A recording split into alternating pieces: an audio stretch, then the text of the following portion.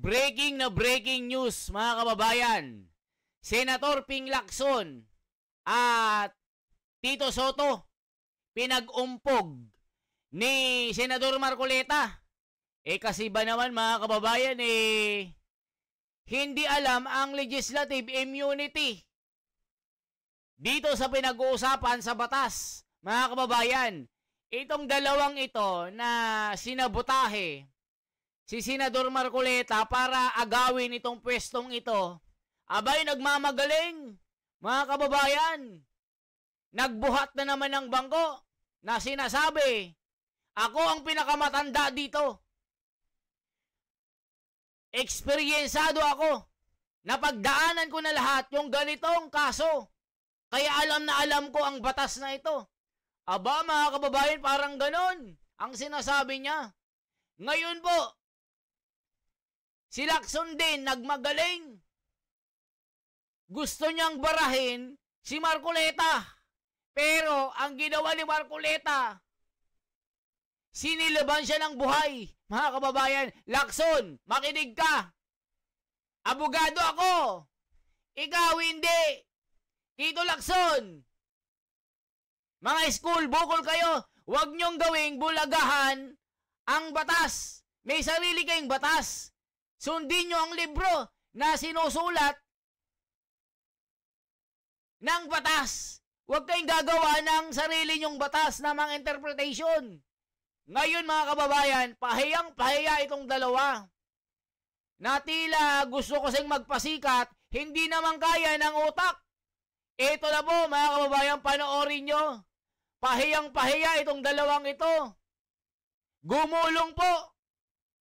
Pinagulong ni Senador Marcoleta na parang basahan dito sa flooring. Grabe, hiyang-hiya naman ako sa'yo, sabi ni Marcoleta. Abogado ako, kayo. Mga bulak-bulang kayo Nakakahiya mga kababayan. Nang agaw kasi at ng sabotahe ng posisyon. Kaya ngayon, nabubulyak sila ni Marcoleta. Ito na po, panoorin natin. Paano kayo nagbabayad sa mga opisyal? Gaya ng sinabi nyo. Cash ba yan lagi? Cash po lagi. Okay, cash lagi. So, nag-withdraw kayo ng malaking cash sa bangko? Yes po, Your Honor. Yes. Magkano pinag-uusapan natin? Anong range ng bigayan? Your Honor, I invoke my right po, Your Honor, kasi wala pa po akong protection po.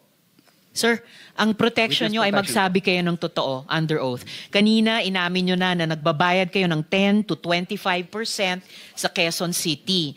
So, given yung range ng halaga ng mga proyekto nyo sa Quezon City, magkano ang range ng bigayan kapag kayo nagbabayad niyang 10 to 25%?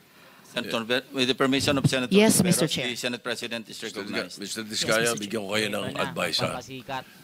This is not because I am a lawyer. It's because I have been here for ages, since 1992. Ako ang pinakamatandang senador dito sa term, hindi sa edad. Mas may edad sa akin yung katabi ko. Meron kayong legislative immunity, huwag kayong matakot.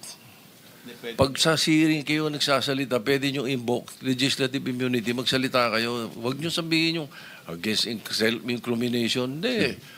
There is such thing inherent sa mga committees, yung legislative immunity yung tinatawag.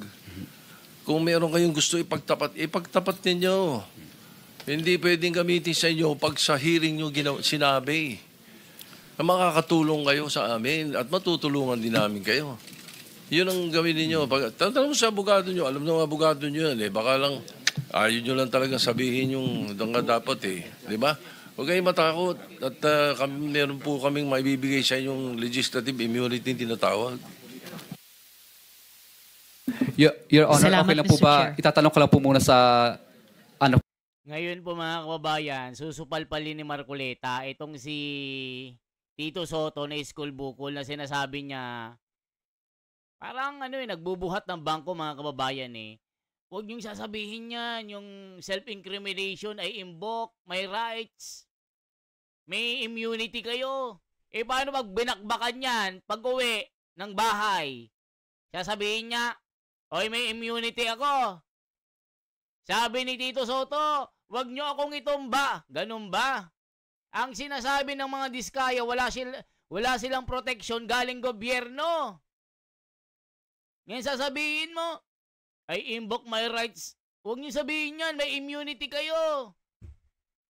Ay sinasabi niya walang protection si Diskaya. Ngayon, susupalpalin ni Marcoleta ito.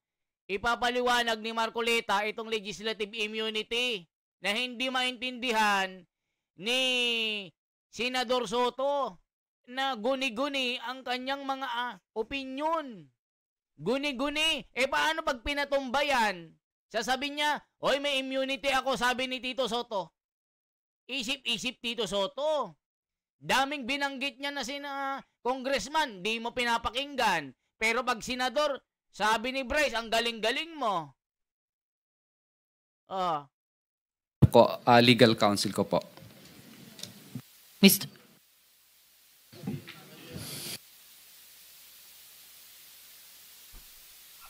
1 minute suspension.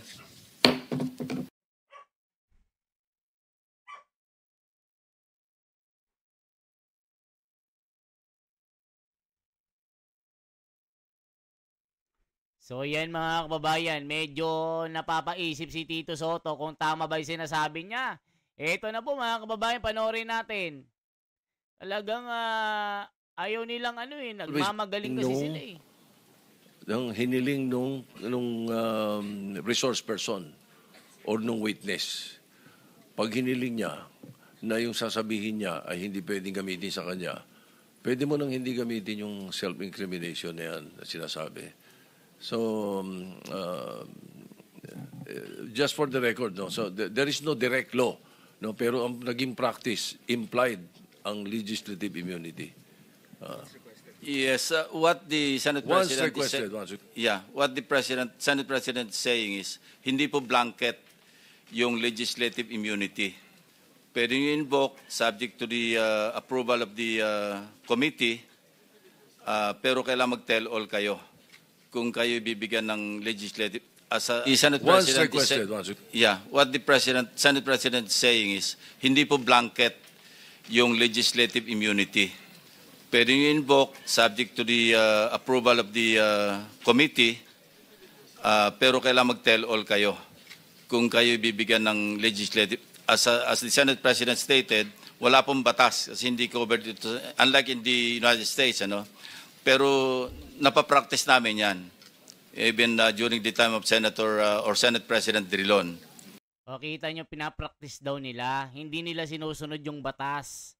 Gumagawa sila ng interpretation, mga kababayan, pero yung mismo na nakasulat sa libro ng batas, hindi nila sinusunod. Practice lang daw nila ito. Matagal na nilang ginagawa ito. Ngayon, susupalpalin kayo ni Marcoleta. Ipapakita sa inyo at lelekturan kayo ano ang batas. Huwag kayong gagawa-gawa ng sarili nyong interpretation tapos gagawin nyo ito in real life. Di ba mga kababayan, opinion nila. Opinion lang yung batas sa kanila pero si Marcoleta ito, mabubuljak itong dalawang ito.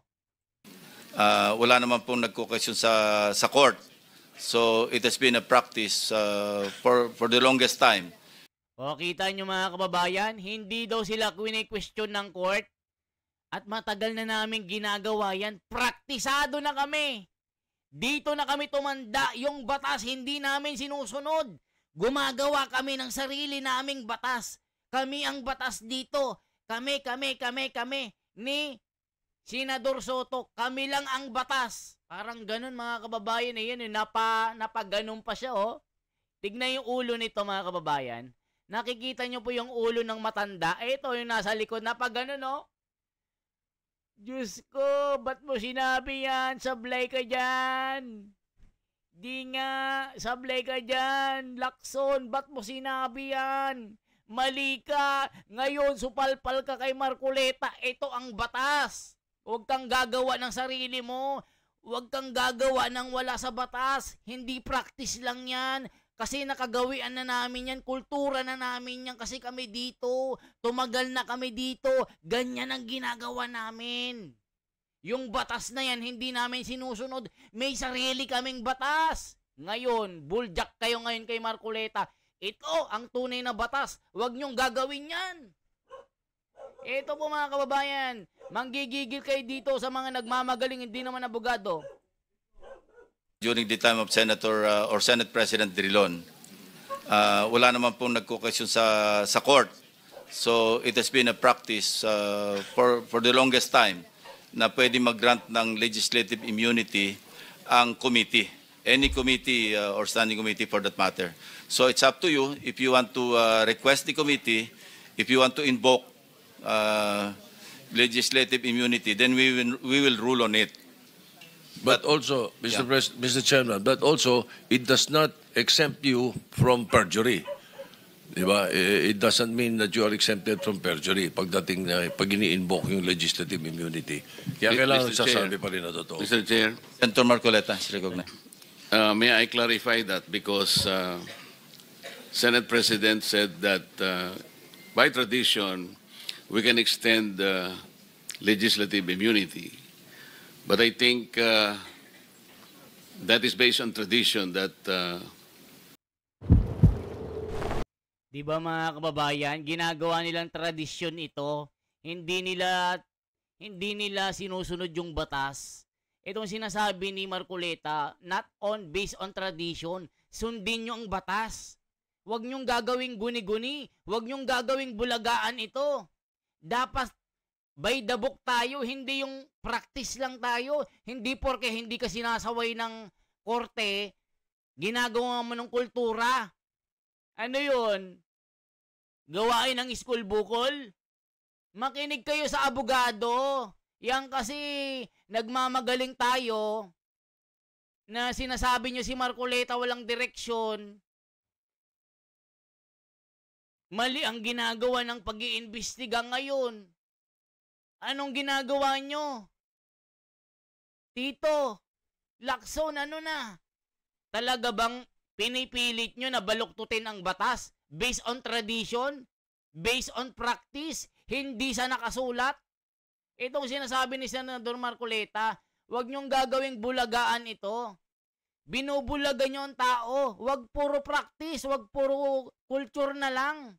Based on practice ito, pwede mo nang gawin yan, ganito. Ano kayo? Kayo yung batas mismo dyan, hindi nyo gagawing sundin yung nakasulat sa batas. Yari. Kaya palpak kayo dyan. Ito ang tunay na batas si Marcoleta. Nakasulat ito. may not hold to any that is based on tradition that may not hold to any specific witness.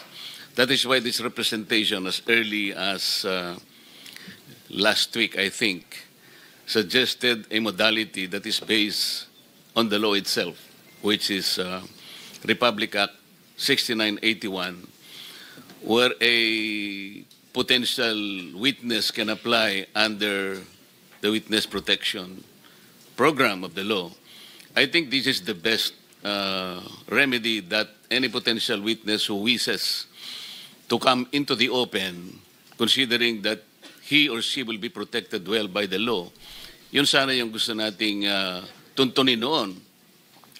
Ako po ay nalulungkot wala yung Justice Secretary because before I floated that idea, I made sure that that one is something that we can rely on. I spoke to an Undersecretary of Justice, pagkatapos okay naman siya nung umpisa until he recommended or he suggested that the Secretary of Justice should also be consulted. So sabi ko, mas mabuti yung ganon. And then the Secretary of Justice called me personally. At ang sinabi nga niya, that is something that we can float. We can encourage people like that. Kasi pagkakaalam ko, ang Senado, magkabakas naman tayo. Kasi ngayon, we are pursuing the Whistleblower Act na sana'y ma-ratify ng Senate as soon as possible. So sa aking pagkakaalam po ay sinabi niya na this is a route that a potential witness can take. Of course, subject to the application kung siya ay eventually be admitted. Kung sakasakali namang hindi siya ma-admit, wala pong problema doon. However, sabi ko sa kanya, we need to go into the process, which he agreed. Ang naging problema lamang po, Mr. Chair, bigla kasi siyang gumawa ng parang press briefing na kung saan sinabi niya na before a particular, in this case, the Discayas can apply under the Witness Protection Program, kinakailangang magsoli po sila ng mga nakulimbat nila, which to my mind is not correct. Sapagkat kahit basahin po natin yung Section 10, na ito po yung applicable provision under the law, yun pong restitution or yung indemnification to the government, while it is a good policy, wala po dun eh. Walang requirement na ganun eh. Kaya nga, ang sabi ko, kung nandito sana siya, I could have confronted him personally. Magkaibigan naman po kami. Hindi ko malaman kung bakit siya tumaliwas sa usapan namin. At abogado naman siya, kayang-kanya namang basahin po either Section 3 or Section 10 of the law. Wala po talagang restitution eh. Kasi mag-a-apply pa lamang po kung sakasakaling ma-admit siya. In other words, the process must begin. Hindi nga po nangyari yung ganun eh. So sayang po yung pagkakataon na tuntunin yung remedy, which is very, very legitimate under the law. So inconsistent po yung sinasabi natin ngayon na we can provide legislative immunity, but they aren't immune. May I respond, from perjury. Senator Marcoleta? Thank you, Mr. Chair. Yan, dito mga kababayan, gusto makipagdebate ni Lacson. Hindi kasi maintindihan ni Lacson yung legislative immunity. At dito sa inaano ni Marcoleta na ang ginagawa kasi ng dalawa based on tradition, based on practice, hindi ganon. Kailangan sumunod tayo sa batas. Hindi yung nakagawian nyo na, nakasanayan na, hindi ganon. Dapat ang sinasabi ng Marcoleta yung batas. Kasi nga mga kababayan, hindi naman kasi abogado. Anong mapapala nyo sa mga ito? Si Lacson ba, abogado yan? Investigador yan. Investigador lang yan, pero hindi alam yung legalities ng mga pamamaraan ng maayos na pagpapatupad ng batas. Kaya itong si Tito Soto, hindi niya inapprove yung papel ni Marcoleta na itong mga Diskaya na ito, bigyan ng Witness Protection Program kasi nga nag-a-apply sila.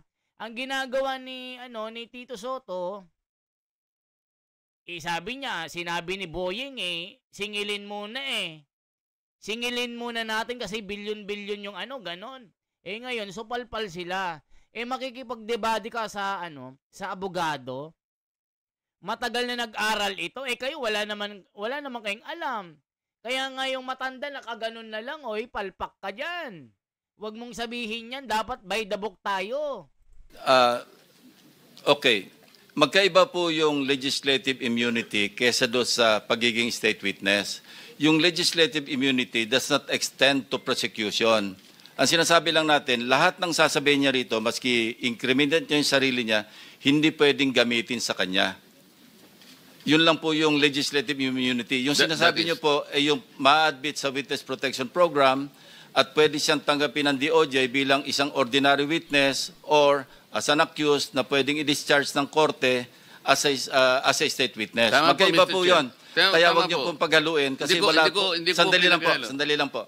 Wala po tayong jurisdiction doon sa pag-admit sa Witness Protection Program. Under the law, pwede lang tayo mag-recommend.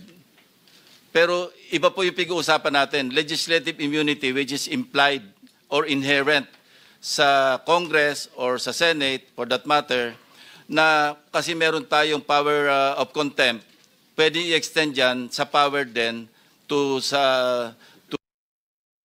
ngayon mga kababayan, alam mo Senator Lacson, kahit anong gawin mo, kahit napakatagal mo nang mag-aral, napakatagal mo nang nagbulat-lat ng libro, kung hindi ka naman abogado, hindi ka mananalo kay Marcoleta. Kahit anong gawin mong pagbabasa ng libro, yung pag-aaral ng isang abogado, hindi mo mapapantayan. Ganon din si Tito Soto, na puro guni-guni. Yan kasi nagmamagaling tayo, hindi nyo naman alam yung mga sinasabi nyo. Puro kapalpakan, puro pagpapasikat lang ginagawa nyo. O, ano sabi ni Marcoleta? Ito po. Dito, pero may mga ruling din po dito ang Korte Suprema. At wala naman pang nagdudulog sa Supreme Court. Ginagawa natin ito, as I said, for the longest time, wala naman pong nagko-question. O, kita nyo daw, hindi daw kine-question ng Korte Suprema. Nakagawian na daw. Naging practice na daw. Kaya okay lang daw. Okay lang gawin yan kahit hindi sundin ang batas. Ginagawa na namin yan, matagal na. Tumanda na kami dito, nag-uban na nga si Bulaga. Eh, ba't ka makikipagdebate sa isang litigator na magaling na abogado at marami nang naipanalong kaso? Tapos sasabihin mo, by practice. Mga kababayan, kayo humusga kung sino talaga ang tunay na totoo dito. Tapos ipagmamalaki mo, matagal ka ng investigador. Matagal ka ng chief. Tito Lacson, magkaiba ang magkaiba ang abogado at investigador. Magkaiba ang chief PNP sa abogado. Ang abogado legality, ikaw investigation siguro, kaya mo. Kaya mong talunin si Marcoleta. Kasi nga sabi mo, eksperyensado ka na. Pero sa utak, pagbatas, ay wala.